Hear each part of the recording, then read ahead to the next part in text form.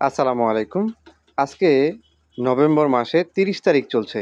১ তারিখ থেকে এই মুরগিগুলোর একটা ডিমের হিসাব আমরা আপনাদের সামনে তুলে ধরেছি এবং তার সঙ্গে, সঙ্গে এরা আমাদের কাছ থেকে দৈনিক যে পরিমাণ খাবার খায় সেইরকম একটা হিসাব করে আয় ব্যয়ের হিসাব দেখানোর চেষ্টা করেছি। আজকের এই ভিডিওটি দেখার পর অনেকে হয়তো অনেক ধরনের কমেন্ট করতে পারেন। আমি শুধুমাত্র অল্প পরিসরে যারা মুরগি পালন করে নিজের হাত খরচ চালাতে চান তাদের উদ্দেশ্যেই এই ১ মাস এই সময়টা এদের পিছনে আপনাদেরকে ভিডিও করে দেখানোর চেষ্টা করেছি যে এরা কী পরিমাণ খাবার খায়, কী পরিমাণ ডিম পায়। আমরা কিন্তু গত এপিসোডে আপনাদেরকে ২০ দিন পর্যন্ত একটা হিসাব দিয়েছি। ২০ দিন পর্যন্ত আমরা এদের কাছ থেকে প্রায় ৫২৭ টাকার মতো লাভ করতে পেরেছি, যেটা সংখ্যায় অনেক কম। কিন্তু ধীরে ধীরে যখন এই মুরগিগুলো ফুল প্রোডাকশন অর্থাৎ সম্পূর্ণ ডিমে চলে এসছে তখন কিন্তু আমাদের লভ্যাংশের হারটা বৃদ্ধি পেয়েছে। আজকে ৩০ তারিখ পর্যন্ত আমরা কি পরিমাণ ডিম পেয়েছি সেই জিনিসটাই আজকে আপনাদেরকে দেখাবো। সো চলুন, আমরা ১ থেকে ১০ তারিখ পর্যন্ত একটা হিসাব দিয়েছি, এরপর ১১ থেকে ২০ তারিখ পর্যন্ত একটা হিসাব দিয়েছি, এবার ২১ থেকে ৩০ তারিখ পর্যন্ত অর্থাৎ ৩ ভাগে আমরা হিসাবটা করেছি। দেখেন ৩০ তারিখ পর্যন্ত আমরা ২১ থেকে ৩০ তারিখ পর্যন্ত ১৬৬টা ডিম এদের কাছ থেকে আমরা পেয়েছি। অর্থাৎ ১ থেকে ৩০ তারিখ পর্যন্ত টোটাল এদের কাছ থেকে আমরা ৪৪৬টা ডিম পেয়েছি। ৪৪৬টা ডিম। সো চলুন এবার ৩০ দিনে এই ডিমের হিসাবটা করি এবং এরা আমাদের কাছ থেকে কী পরিমাণ খাবার খেয়েছে সেরকম একটা হিসাবও আপনাদেরকে সামনে তুলে ধরার চেষ্টা করি।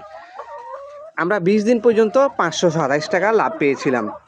৩০ দিনে আমরা এদের কাছ থেকে ডিম পেয়েছি ৪৪৬টা।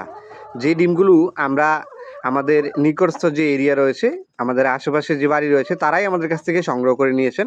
আমরা ১০ টাকা ধরে ডিমগুলো বিক্রি করেছি। তাহলে ৪,৪৬০ টাকা হচ্ছে আমার ডিমের দাম। ৩০ দিন পর্যন্ত এরা আমাদের কাছ থেকে ৬০ কেজি খাবার খেয়েছে। যেহেতু এই মুরগিগুলোকে আমরা প্রতিদিন ২ কেজি হারে খাবার দিয়ে থাকি, সো সেই হিসাব করতে গেলে এরা পুরো মাসে অর্থাৎ ৩০ দিনে আমাদের কাছ থেকে ৬০ কেজি খাবার খেয়েছে। আমরা এক বস্তা খাবার ২৬৫০ টাকা করে কিনে আনি, সেক্ষেত্রে পার কেজিতে অর্থাৎ ১ কেজি খাবারের দাম পড়ে ৫৩ টাকা। আমরা যদি ৬০ কেজি খাবারকে ৫৩ দিয়ে গুণন করি তাহলে ৩১৮০ টাকা আসে। এবার অবশিষ্ট থাকে আমাদের ১২৮০ টাকা। আমরা যে ওষুধটা ক্রয় করেছিলাম এই যে উপরে প্রথম দিন, সেই ওষুধটার ২ ভাগ ব্যবহার করা হয়েছে। ৩ ভাগের ২ ভাগ আমরা ব্যবহার করেছি, ১ ভাগ এখনও রয়েছে। সো আমরা যদি ২ ভাগের ওষুধের দামটা মাইনাস করে দিই তাহলে ১১২৭ টাকার মতো ৩০ দিনে এই মুরগিগুলোর কাছ থেকে আমাদের বেনিফিট। এখন অনেকে এই ভিডিওটা দেখে কমেন্ট করতে পারেন বা বলতে পারেন যে ৩০ দিনে এই মুরগিগুলোর কাছ থেকে ১১২৭ টাকা লাভ করে কি দেখালেন। আমি ছোট্ট পরিসরে আপনাদেরকে দেখানোর চেষ্টা করেছি। যদি আপনি আপনার খামারে এরকম ১০০টা মুরগি লালন পালন করতে পারেন, আমি ২০টা মুরগি দিয়ে দেখানোর চেষ্টা করেছি। যেহেতু আমাদের এখানে ১৯টা মুরগি, আমি ২০টা হারে হিসাব করি। যদি ২০টা মুরগির ক্ষেত্রে আমরা এখান থেকে লাভটা আরেকটু বাড়িয়ে ১২০০ পর্যন্ত করতে পারি, তাহলে আপনার খামারে ১০০টা মুরগি থাকলে আপনি নিমিষেই পুরো মাসে ৫ থেকে ৬ হাজার টাকা ইনকাম করতে পারবেন। আমার এই হিসাবটি দেখানোর একটাই উদ্দেশ্য, ছোট্ট পরিসরে যারা খামার করবেন ভবিষ্যতে তারা যাতে এই বিষয়গুলো জানতে পারেন যে আপনি মুরগিকে কী পরিমাণ খরচ করলেন এবং কী পরিমাণ প্রফিট সেখান থেকে পেলেন, এই বিষয় সম্পর্কে ভালোভাবে বিস্তারিত জেনে নিতে পারেন। সো আশা করি ৩০ দিন পর্যন্ত লেয়ার মুরগিগুলো থেকে আমরা যেই পরিমাণ ডিম পেয়েছি এবং সেগুলো বিক্রি করে যে আয় করেছি সেই বিষয়টা আমাদের কাছে অনেক বড়।